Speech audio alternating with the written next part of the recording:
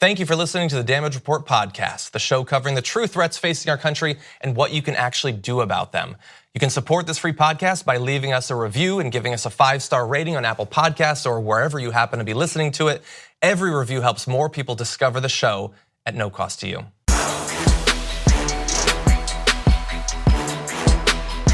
Welcome to another week at the Damage Report, everybody. I am Johnny Rolla. It's Monday, and Brooke Thomas is here. I'm here, yeah. Welcome to the studio. Thanks for having me. Hairstyle. Yeah. Very glad to have you in your hair. You always notice. I appreciate you. I don't always notice, but I did this time. You're right. My hair was cut short for a couple weeks before. It's all right. Yeah. All right. Well, very excited to have you here, especially because today is kind of a big deal. Obviously, we're going to be talking about the tragedy, the massacre at the Tree of Life Synagogue in Pittsburgh in just a little bit. Also, an update on Brazil's election. They had it, and the bad guy won. We're going to be breaking down what's likely to come from that, and also reminding you a little bit about why many people were concerned about what direction he would take Brazil in. A little bit later on, we're going to have an update on Megyn Kelly. So she's out, but she might be looting the place on her way out. She wants some money, and you're going to be amazed at the amount. So we're going to debate whether or not she's going to get it. But also, a little bit later on the show, we're going to be joined by two guests. In New Jersey's 6th District congressional race, candidate Mahmound Mahmoud is a third-party candidate. He's going to be joining us, talking about running against the established parties and doing so without taking corporate money. So that's going to be very interesting. And in just a little bit, we're going to be joined once again on the Damage Report by Fred Guttenberg, one of the fathers from Parkland, who tragically lost his daughter Jamie. We're going to be talking about the midterm elections, the recent spate of political violence in the US, and more. So lots to get to, obviously. Lots to get to. So much so. Let's start off on a bit of a somber note. Of course, over the weekend, there was a shooting at a synagogue. The Tree of Life Synagogue in Pittsburgh was the target of an apparently virulently anti-Semitic gunman. 11 people were killed there. Multiple others, including 4 police officers, were injured. Now, in the end, they did have a shootout with this individual. He was injured and has been taken in and is apparently in some sort of stable condition or something at a hospital. And amidst all of obviously how terrible this is, just again, take note, they were able to take this guy alive. Weird how some people with ARs and stuff they're able to take. Weird how that always works out. But with 11 people being killed, this attack is believed to be the deadliest on the Jewish community in US history, according to the ADL. So not just objectively a horrific act, but possibly the single largest act of violence against the Jewish community in the US. And I anticipate that people will take it very seriously for a day, maybe 2 days, and then that's it. Because our country has normalized so many things, including acts of apparently politically motivated violence. But we do know some of the charges. That they're saying that they're going to be looking for the death penalty against Robert Boyers, the shooter.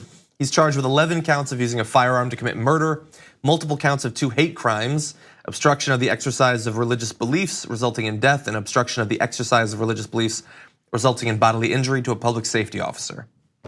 So serious charges. Yeah, facing both federal and state charges. The case seems pretty strong against him. And as we're gonna get into, this is a guy who has been very clear, both with police officers and in general, with the sorts of things that motivated him to commit this horrible atrocity. Now, in the wake of it, obviously that community is grieving. 11 people were killed, many of them parents, grandparents, longstanding members of this particular synagogue. Rabbi Jeffrey Myers of the area said that in response to this, what we need to do, sort of speaking to the responsibility that we have culturally, but also that politicians have, said it starts with speech. It has to start with you as our leaders. My words are not intended as political fodder. I address all equally. Stop the words of hate. And you're seeing there. I mean, one woman is 97 years old. I mean, obviously, any of them are obviously tragic. But these are people who've been in that area, going to that synagogue for so long, trusting their community, and then targeted by an anti-Semitic maniac. Yeah, and just thinking about like someone being 97 years old and then imagining, 97 years, what she has survived as a Jewish woman. Yeah. And to die in a shooting, an anti-Semitic shooting. Yeah. In modern day America. Like, what? Yeah, to see the individual acts of violence, but also to see sort of the national mood on things that seemed like we weren't going to be debating them anymore. Like it seemed like we understood that Nazism was bad at one point. Right. And now we have to talk about that again. Not just with the Nazis, we have to interview them. We have to give them understanding. We have to ask them why. We have to. It's like been so normalized, and that's so many people are at fault for that. Yeah, we have congressmen who are openly endorsing like horribly anti-Semitic candidates, both here and in other countries. Steve King is obviously the best example of that. Yeah, we've backslid so much on things that it didn't seem like we would have to have national debates on, but perhaps we do. So the reason that I read the quote from that rabbi is that we are in this moment following the shooting at the synagogue, but also the wave of attempted bombings. And it seemed like, obviously, there's not gonna be any responsibility taken for any of the demonizing and scapegoating individual politicians, but also George Soros as the avatar of Jewish badness in the world. There are already ads being read against him. Again, he's popping up in right-wing tweets and things like that. So the fact that he was not murdered by this attempted bomb last week doesn't mean that he won't be targeted again, and they're using him again.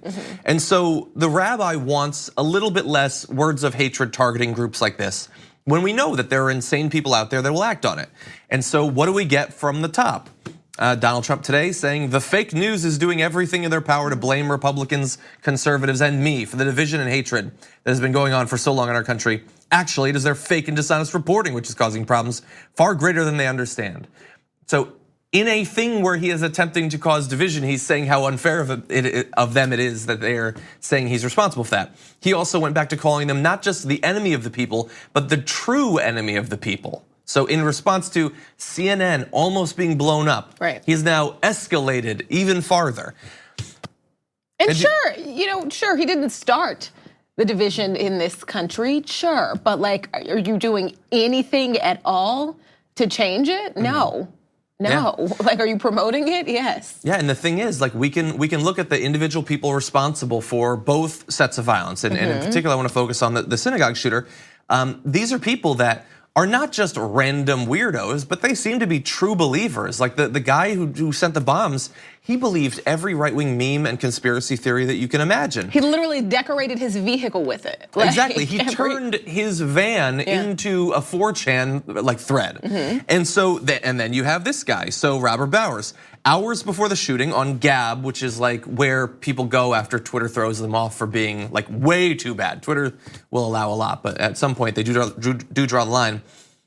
What we believe to be the guy who did the shooting said, Hebrew Immigrant Aid Society likes to bring in invaders that kill our people. I can't sit by and watch my people get slaughtered. Screw your optics, I'm going in. And if it's not immediately clear what he's referring to there, understand that on there and elsewhere, he frequently posted about the migrant caravan that is being used by the right wing to scare people into supporting them in these midterm elections. Constantly, like he calls it an invasion. It's not an invasion. It's something that has happened many times before. It's people that are gonna look for asylum. Many of them, perhaps all of them, won't even make it to the US.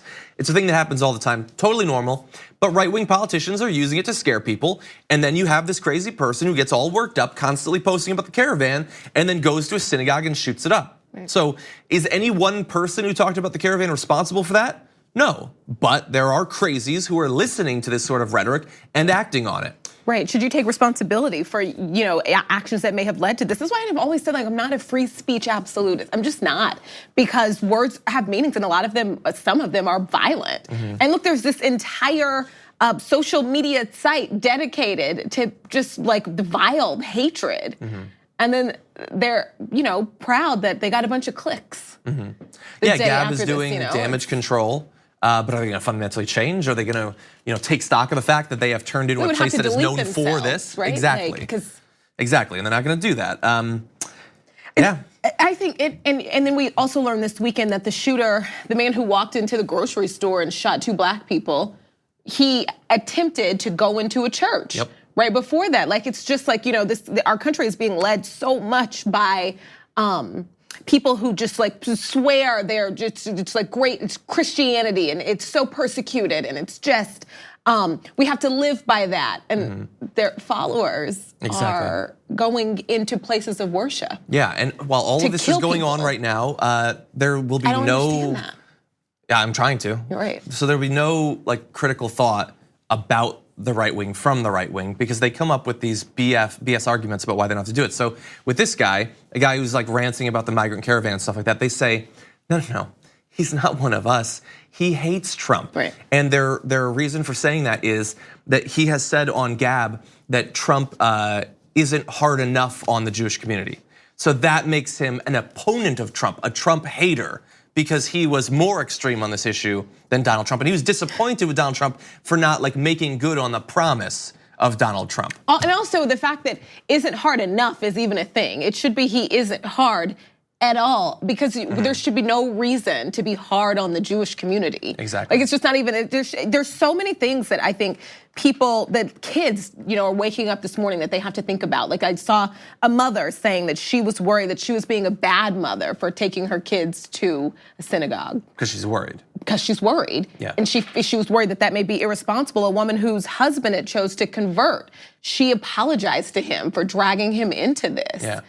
Like this is horrible. Yeah, and people on Twitter wondering like which of their friends, if it came to that, would hide them in their ceilings. Like it's 2018. This is horrifying. And the thing is, last thing I know that we're going over. The last thing is, like, I understand that when people are out of power, populist leaders can say, you know what, we're going to take this thing back, and here are all the people that have destroyed things. You know, we're going to address it.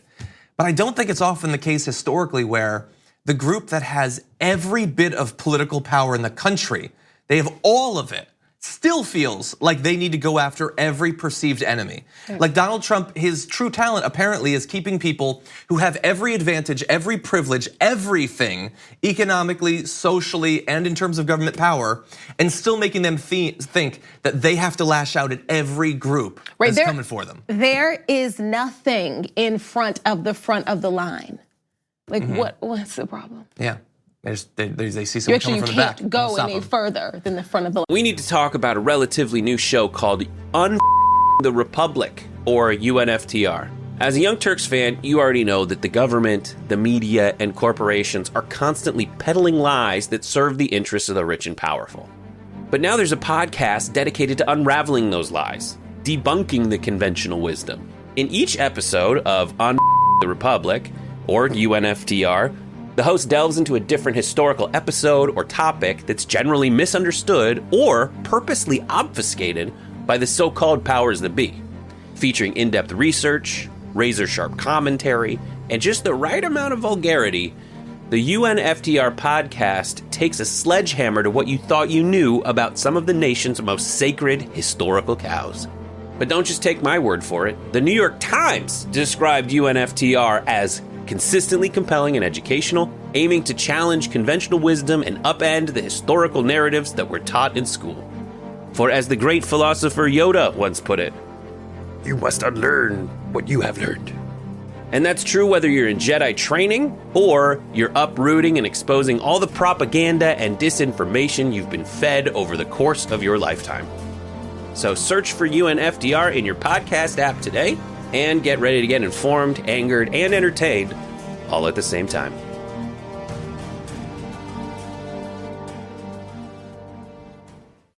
I'm right there with you. Okay, we do have to take a quick break. When we come back, Fred Guttenberg is going to be joining us. He's one of the dads of the kids that was slain in the Marjorie Stoneman Douglas shooting.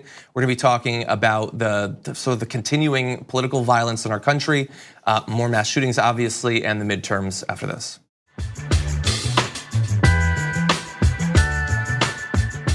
With the midterms just a little bit over a week away, many people are crisscrossing the country attempting to mobilize, to do all these activist actions, get people out there and vote. And one of those who's doing perhaps more than anyone else actually is Fred Guttenberg, friend of the show. Welcome back. Parkland dad, obviously, and thank you so much for everything that you're doing around the country in advance of the election. Thank you. How are you doing?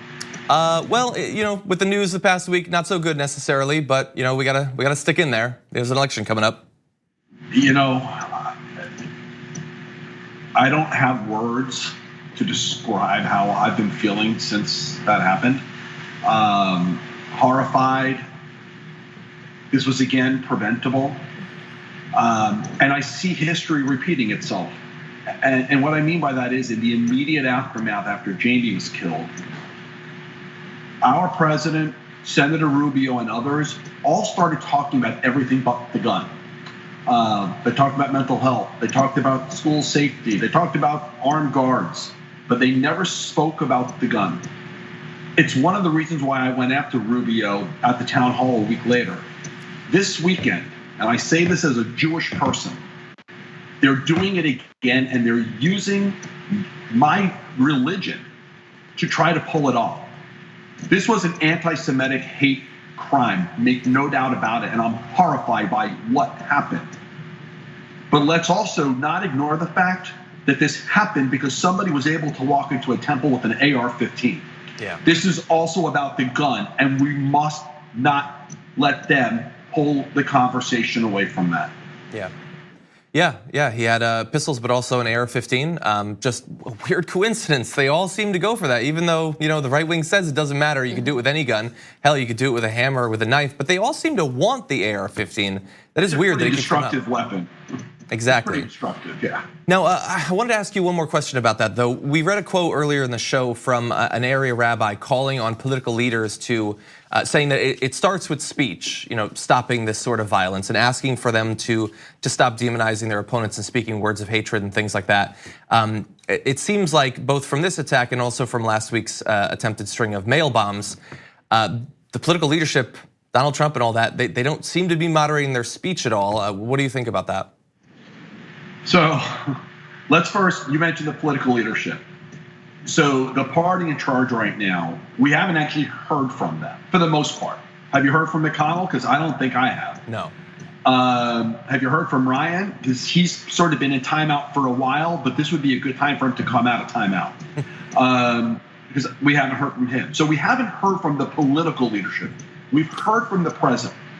And unfortunately, you can't walk away from the reality of what his speech, his comments do. And to make it worse, he continued to do it through the weekend. If you go back to the last week, the night he spoke about the bombings or the attempted bombings, he was mocking it. Yeah. This was an attempted domestic terror threat, and he was mocking it. On the day of the shooting, he was making a joke about a bad hair day, but then trying to do anything he could to try and turn this into something that it wasn't. I really, for the safety of our country, I'm going to say this as gently as I can. The man needs to be quiet. I could sign on to that. So look, I want to talk to you about the midterms because obviously that could help to mitigate some of the damage they're able to do. And I know you're looking for an orange wave in this midterm. I saw some interesting data. I think it might have actually been you that spread this. 40% of voters under 30 say they will definitely vote this year. That's up 14 points from 2014, and Trump is not much loved by this group. What do you attribute this rise in enthusiasm, particularly amongst young voters, to? Well, and number one, I did tweet some of that data out earlier. These kids want to be safe. They want to live in a world where they can be social, where they can go to school, where they can earn a living without fear of being killed. And this issue is one of the dominant issues right now that they will be voting on. They also, these kids have a mentality that is different than the political leadership in place right now. They are civil, they are decent, and they are horrified by our elected legislative leaders who are not. And they're determined to be part of the change, and they will be. I think this is going to be the election where our polls are officially incorrect, because these kids are going to show up and vote. And if you talk to anybody under 30 years of age, they do not have landlines. They only work off of cell phones. So that means they're not getting polled for the most part. And they're going to be an enormous voting bloc, and they're not showing up in polls. I know you're focused on a lot of different elections, but are there any across the country that stand out to you as especially important? Well, I'll start here in Florida. We must elect Andrew Gillum. We cannot have a Trump puppet as our governor. a guy who's already said he would undo the gun safety legislation that we passed in this state. We must keep Senator Bill Nelson in the Senate because, to me, while it's pretty clear the House is going to flip, there's nobody who I want to fire from leadership more than Mitch McConnell. I think Mitch McConnell has done more to enable Donald Trump than anyone else. And if we can flip a few Senate seats, we can fire him from his leadership position. When I look at Florida, and other states may have similar things, Florida has what's known as the Department of Agriculture. And in this state, the Commissioner of Agriculture plays an enormous role in the background checks and the issuing of gun licenses. In the state of Florida, it is the office that the NRA has basically worked out and to negative effect. So that election here is critically important. We have a great candidate, Nikki Fried, who we need to elect because the first day she'll kick the NRA out of that office. Yeah. But when you look around the country, I've been all over the place. I was just with Danny O'Connor in Ohio, Lucy McBath. You have Governor Cordray in Ohio. These are states that can really send strong messages by saying we've had enough of the way it was, and we're going to make a change. Yeah. Well, Fred, I want to thank you for joining us on the show again. Keep up the great work. We've only got a little bit more than a week left. Let's get this done. Thank you. Let's do it. Okay, thank you. Have a good day. You too. We're gonna take a short break. We come back, more news to get to, and then we're gonna check in on another, terrible election mailers are one of the big lowlights of this election. We've got one for you a little bit later on. Welcome back to the Damage Report. Just a few weeks ago, we did a preview of the Brazilian election and primarily a profile of Jair Bolsonaro, the far right is, I think putting it mildly, candidate, who it seemed like at that point was likely to go on to become president. Well, the election just happened, and indeed he did win. And so now we get to take stock of what is likely to happen to Brazil and the people that live in Brazil as they greet as their new president a guy who seems like a sociopath. And certainly an extremist, even if he doesn't make good on some of his past statements, some of which we will remind you of in this segment. He is very much an extremist, and that is consequential not just for law and order issues in Brazil, but even things like management of the Amazon, because he's a guy who seems extraordinarily ready to just clear it out, burn it down, and we know that that can have an extremely outsized effect on climate change. That's just one thing. We're going to talk more generally too, but he ended up winning. I think it was 55 to 45, so a good-sized victory, about what was expected, and now will be president. What do you think? New day dawning for Brazil? Right. As soon as when I walked in this morning, so Brazil, they elected Donald Trump. Okay, cool. Yeah. Interesting. Yeah. Maybe more extreme than Donald Trump. We'll see. I don't know. Donald Trump gives him a run for his money. We have no idea. We don't know. There is no bar here in America. There is no, because it changes this past every week has been something here. Yeah. But I want to talk a little bit about what's going on there. Many people are worried. If you're an indigenous person in Brazil, he said awful things there. If you're Afro-Brazilian, just awful things that he has said about that community. If you're a member of the LGBTQ community in Brazil, he has talked about wanting to beat the gay out of his son if it turned out that his son was gay. So many people are worried. Those who oppose him use the slogan hashtag Ela Now, not him, because of his misogynistic comments, such as once reportedly telling a woman colleague in the legislature that she was, quote, not worthy of being raped by him. To be fair, he said, I'm not a rapist, but if I was a rapist, I wouldn't rate you because you don't deserve it. Which is something. Right. Now, in the run-up to the election, one of the things that helped to bolster what was already widespread support for him was, hey, here's a weird thing, fake news. In the months leading up to the election, Facebook shut down more than 100,000 WhatsApp accounts spreading conspiracy theories about Bolsonaro's opponents to voters across Brazil. And there was also a lot of violence and threats of violence against traditional media in Brazil as well. A nonprofit journalism group, the Brazilian Association of Investigative Journalism, documented at least 141 cases of threats and violence against reporters covering the presidential elections.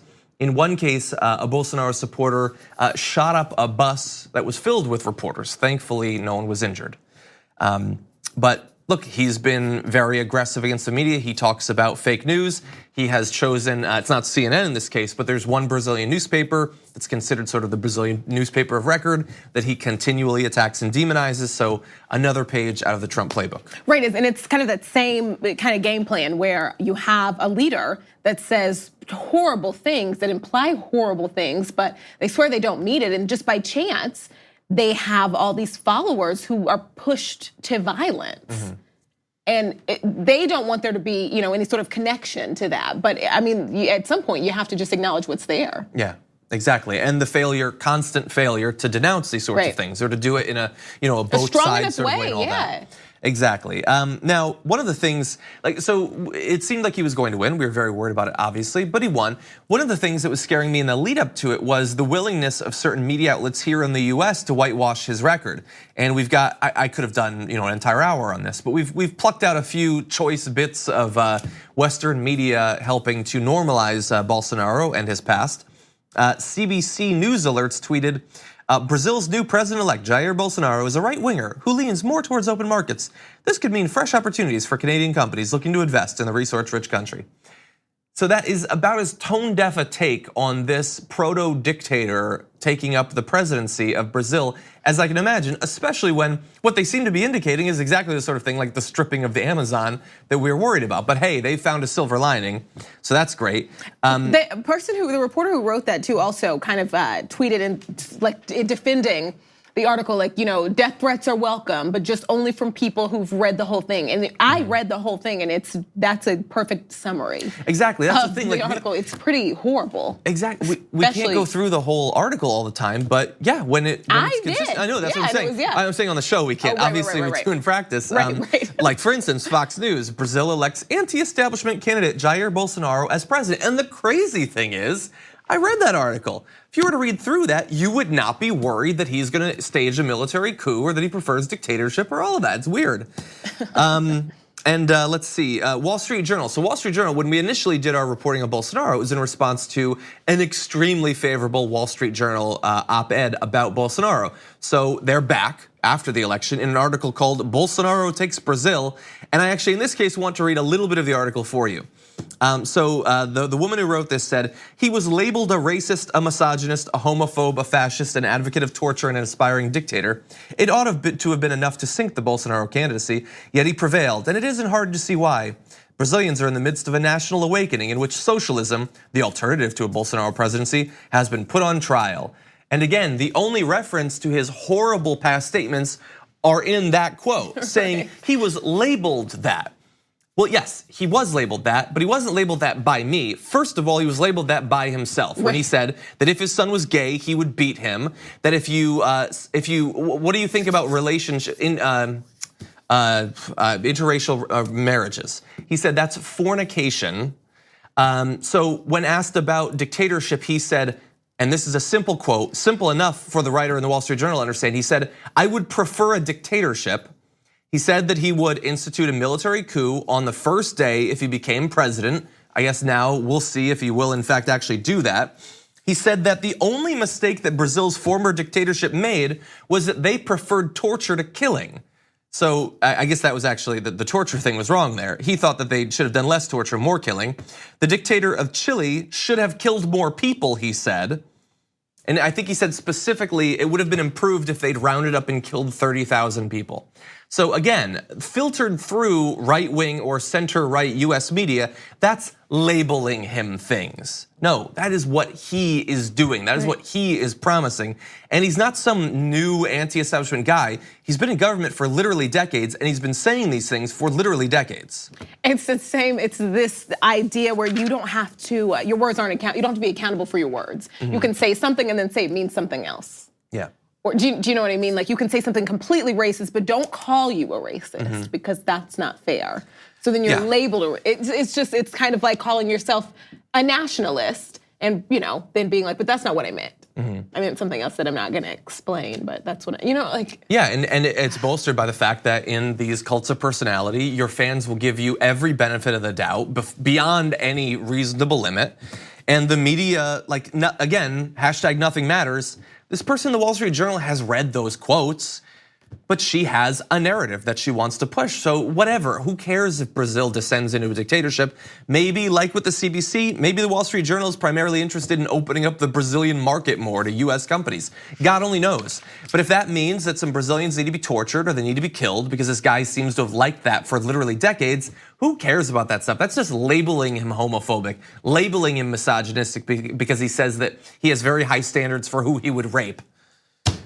You go crazy doing this job because nobody cares about anything anymore. Nothing counts for anything. Is this woman gonna lose her job because she wrote a fact-free profile of this incoming president? Not at the Wall Street Journal. She'll probably get a raise. Okay, we do have to take a break. When we come back, we're gonna be joined by a US politician actually, who has not said any of those sorts of things. Candidate Mahmound Mahmoud, who's running in New Jersey for Congress, is gonna be joining us and talking about running in 2018 as a third-party candidate after this.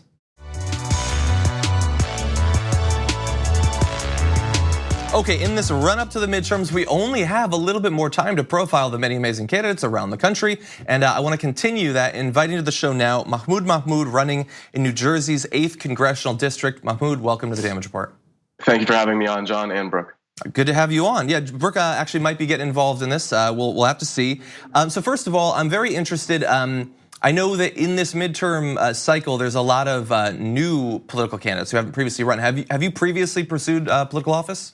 This is my first time. Okay, well, awesome. There's been a good number of that. That's what we want to see. So I am curious then, what is your background that led to you wanting to run for office in this particular cycle? Sure. So my first experience coming to the United States at the age of 4 was my mother, pushing me into a clothing bin drop to get clothes for me and my family. And those experiences, struggling financially, stuck with me because I saw my family struggling financially. My mother worked so many different jobs, my father as well, and we struggled financially. So I said I wanted to be able to one day be in a position that I can help people. So I went to college. I worked as a community organizer around housing, education, and safety and gun violence. I was a director for an immigration and refugee program.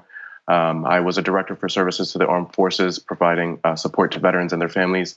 And I traveled to over 30 countries in the world, and I worked for the United Nations as well. So, my experiences in the humanitarian sector, in organizing, and in community and public service, that's what pushed me to run for office because I see a lot of elected officials that care only about, their seats and staying in power rather than doing what's right for the people. And I believe that elected office is for the people, by the people. I certainly agree with you there. So that's awesome, the history that you have there.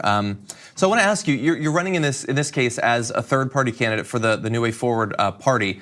What is it like in this cycle when things are so divided, seemingly, between the Democrats and the Republicans? Running as a third-party candidate, what is that like? How does that shape your strategy? And yeah, I mean, you've hit it right on the head because right now, when I talk to people, they're like, oh, are you a Republican or are you a Democrat? As if we don't have any other options in this country. And I think that's what the problem is with this country is that we feel like we either must be with the red team or with the blue team. And that's why nothing is getting done. We have so many government shutdowns and gridlocks. And I'm deciding to be for the red, white, and blue team because I think we all need to care about America and what's best for it. And I don't think that either side is getting anything done. And a lot of people who are in those positions don't stand up for what's right. They stand up for their own party.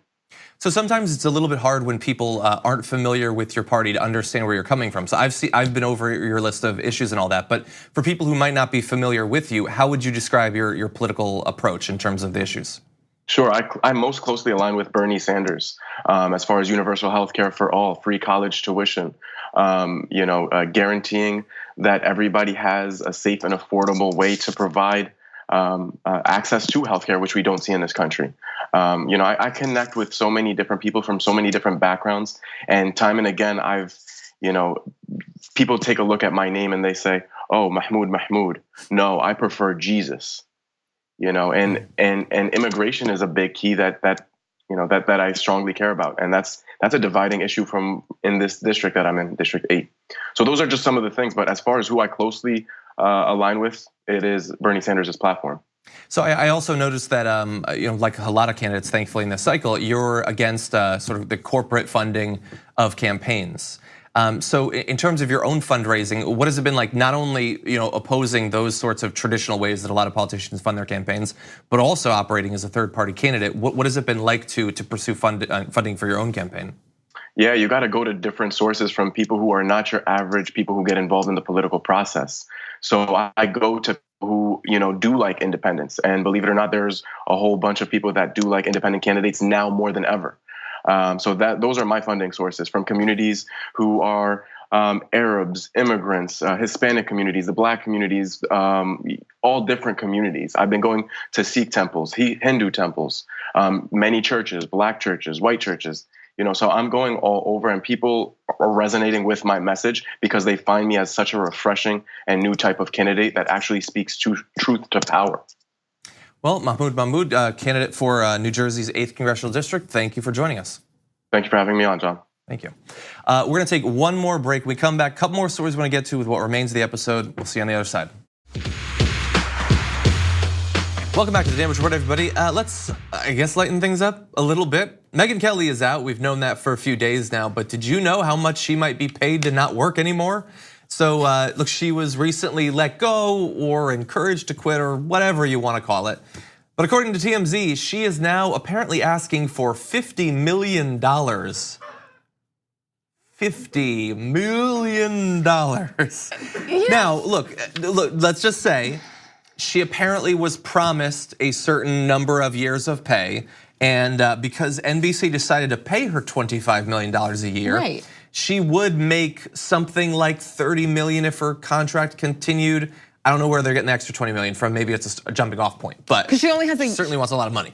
I think they're rounding it up to $50 million, because if she's paid $25 million a year and she's been doing that show for about a year and 2 months, then she basically has 2 years left on her contract, and at $25 million, on average, it's 10 months, a year and 10 months. So that's basically 2 years, which means true. 25 a year, that's 50. And so it sounds outlandish and crazy, but that's not where your shock should lie, I think. Because she is simply asking for what they signed off to give her. So you think she probably got a strong case? Lie with absolutely she's gonna get this. But like the shock should lie with why this person who, has a history of just spewing such hatred and just a bunch of things. She has consistently said really racist things. And she got a deal by, one of the big three to make $25 million a year, knowing that this is her history. And it kind of reminds me of Roseanne. And these are not some moral decision. This is the market that made a decision. And people are, still, networks are getting the market wrong, because now you give her a broader audience and people are like, whoa, no. And I'm not gonna sit here and pretend that this lady in her late 40s this lawyer, a journalist, a lawyer, a TV host doesn't know or doesn't understand, or that we need to have some nuanced, calm, sweet conversation to educate this grown woman, this mother, about blackface. No, she doesn't care. She either doesn't care that over and over and over again, people have been saying this is racist, or she doesn't believe it's racist because she does not believe Black people are experts on anti-Black racism. Well, they might be biased. Right, exactly. And so, it's just like Roseanne. She got paid too. We're not talking about it, but yeah, that's true. They took her off of a show, but she's getting paid a lot for it. Do you think that those comments were actually why she was fired? No, I think that this was in the work. I think her show wasn't working. Yeah, because they took her 60 Minutes style show off after they let her interview Mr. Infowars. Yeah. So, that was the first one? Was it the first one? Yeah, because wasn't it supposed to last longer? And sort of kind of be like a Sunday night news magazine program, and it only lasted, what did it last, 3 episodes? I think it might have been 4, I don't know. Yeah, and so I think this is just. So that's the thing, if she's not actually being fired over this, if she's being fired because she wasn't performing, and apparently that show wasn't popular even before she went crazy and it also cost so much to make. Yeah, so that's entirely a second studio, new set, I mean, yeah. So that's, I guess I don't write contracts and I don't have to try to snag the big names or whatever, but wouldn't you have some kind of performance clause or something like that? Like if you're paying someone $25 million, I thought it was 23, 25, maybe it rounded up, $25 million, and just, if you do well, you do well, who cares? And you know what, we're gonna assume you'll be so good here, we're gonna give you 3 years. That is absurd. That is crazy. Yeah, but that is crazy. I think what happened to her show was shocking to the people who made this decision, because you don't bring someone over, and she was smashing it at Fox News. I think, and then she kind of, because of her issues, her back and forth with the president, because of horrible things that he was saying about her, she had been catapulted into the national spotlight, more like mainstream than Fox News is, I guess you could say. You don't offer somebody $75 million over a 3-year period if you don't think that they are absolutely gonna just knock it down. So I imagine there was some sort of, and then also I think she probably protected herself. I imagine there was nothing in there that she could be fired for saying certain things, because how can you have some sort of okay, listen, don't say racist things in your contract as someone who looked in a camera and said, kids, Santa's just white. He just is. Deal with it. You know what I mean? Yeah. Right, what do you see? You know what you're getting. And the girl that the cop beat was it No Angel? Yeah. Right. Yeah. So there's a few other things, apparently details about the case that she's gonna make, her and her lawyer. Apparently she's going to argue that she was treated with gross unfairness because at a town hall meeting Wednesday, Al Roker blasted her and she wasn't invited to defend herself. So Al, you may have cost the network a lot of money there. And then also they say that other NBC talent got a pass for insensitive comments, such as Joy Reid, who made homophobic comments. Although to be fair, they were made long before she actually worked at the network. So then the argument is the same. They hired her after making inappropriate comments. They hired her after making it. So it's yeah, but that's true.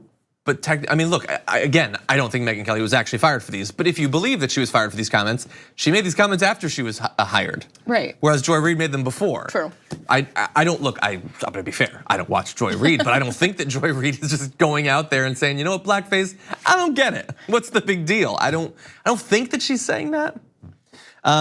Anyway, so you think she's gonna get the money though? Yeah, absolutely. They've all gotten the money. They have everybody that's been fired out of these monster deals, everyone has gotten the money. Isn't it crazy?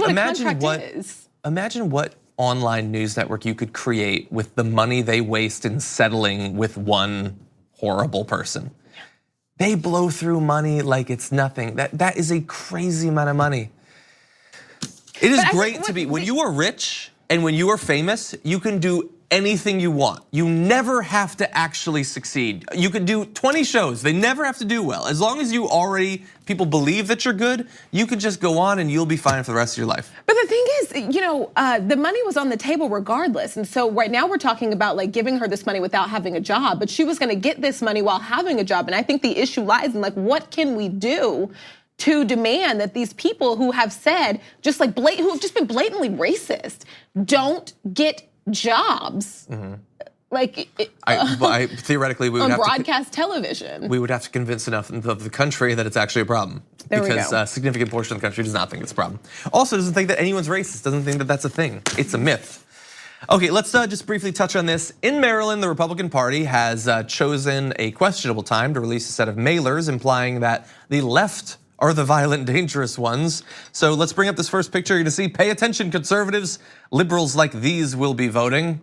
So here we have the two mailers. So look, I'm gonna be honest. I don't understand the liberals like these will be voting. That just looks like a crowd of people. That could be anybody. I don't know what that is. She's also using the American flag as a bandana. So I understand that's supposed to be scary because she's a woman, but her head's shaved. That's crazy. The left one though, there's nothing scary about that. On the right one, she's doing a peace sign and she's using the American flag. That is apparently the most threatening image they could come up with. It literally has a symbol of peace in it. Really patriotic. But on the right one, the sign in the background, can we see that again? Is that possible? I think it's a feminist message. It is, but it's just it's basically like a woman stands up for herself. She stands up for all women. Yeah, no, if a woman stands up for herself, we're gonna demonize her to turn out. That's not a bad thing, guys. Yeah, and look, let's also, we're in the wake of a hard right anti-Semitic synagogue shooting and a Trump supporter trying to assassinate a bunch of people at a media outlet, but also Democratic politicians. Maybe choose your timing a little bit better on trying to show that shaven-headed feminists are the big dangers in America today. Right. When was the last time a shaven-headed feminist shot up a place? I honestly don't know. Let's turn to the audience. Maybe they can figure it out. Okay, thank you, Brooke, for joining us. Always good to have you here. We're gonna have to see about the coverage for next week, but we're definitely gonna see you at some point. Yes. Be good to see you then. Take it. Thank you for watching, everybody. We will see you next time.